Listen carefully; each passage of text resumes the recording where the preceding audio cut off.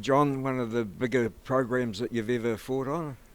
Yeah, definitely one of the bigger ones. I think mostly because of the weekend, really. With the UFC being the next day, um, it's definitely going to be one of the biggest. I call it event, because I consider the job not done until the last man's out, and we've got a few on the weekend. Well, the four-man for the heavyweights is the main event, but you've got the credentials to be a main event because you've fought everybody in New Zealand that's worth mentioning. Yeah. Name some of your opponents. Well, I fought Israel Adesanya, who's obviously world champion. Brogan Anderson, who's also right up there. Bo Wawedi, who's the Shuriken New Zealand champion. BJ Bland, my fellow comrade, who's also on the card. Yeah, a few out there. A few. That's just to name a few. Yeah. Yeah, so you've got the experience behind you. You've had an opponent change, so how much of a spanner does that throw in the works? Um, yeah, a little bit because obviously contrast of style. We'll be preparing for a certain type.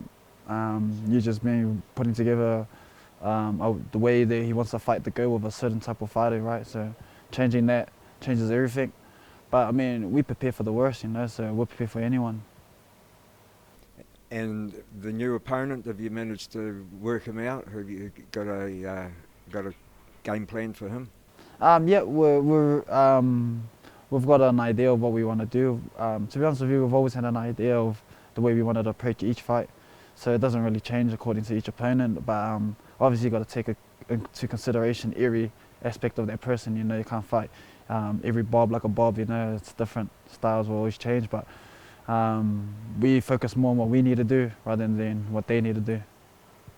Well, obviously, with you being around so long, can't call you a veteran yet, you're not old enough, but you would have seen a lot of changes in the style from when you started to up to now. We are in the best gym in the world. Yeah, how has that progression been?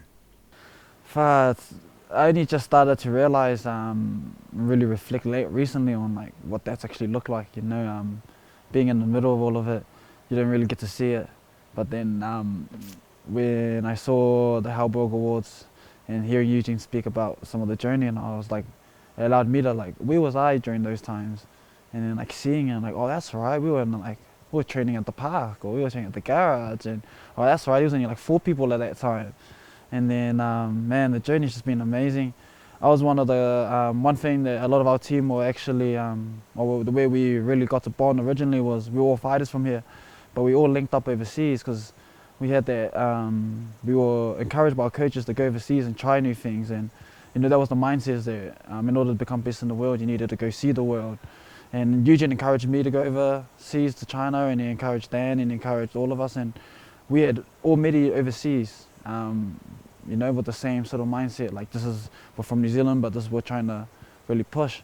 To now say that, like, we're here, and now we don't need to go to a Thailand or a China or an American top team, but we're living the lives that we were living in our younger 20s in New Zealand. Yeah, man, it's crazy. I also like look at the amateurs, and that's why if you come in here, I give amateurs the most crap, because I'm like, man, you guys just need to wake up. You can literally quit your job and you're a fighter now, Where us, we literally quit, saved, found ways to get to Thailand, sleep on the couch, and then come back and then try to push again. And we are the #1 gym in the world, so there's no need for that. And I think that's truly amazing. And I think over time, I think it'll still take me another 10 years before I can really sit back and be like, wow, that was a ride. This camp is the best ever. Yep, for me, I could honestly say, physically, mentally, I came into this game, like you're saying, Tony, I'm a bit too young to be a veteran, but because I came into this game as an adolescent, like, sort of like the kids I look after, like not really knowing what I'm doing, kind of knowing that I wanted to fight. I got to use it at a certain area where like my adolescence had sort of paid a toll. I had already taken pro fights. I had already like been like training like Monday, Tuesday, Wednesday, and then fight pro, because as an adolescent, that's what you think, right? Like you're talking about the era you were brought up before, but we were before.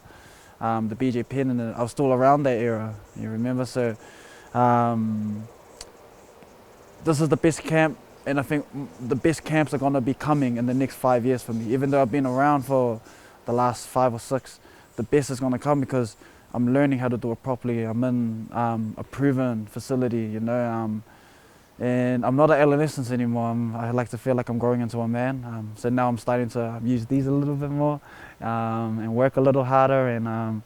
And yeah, looking into this next decade, I feel like I'm 0 and 0. Like everything before was me guessing. Everything I do now is done with precision.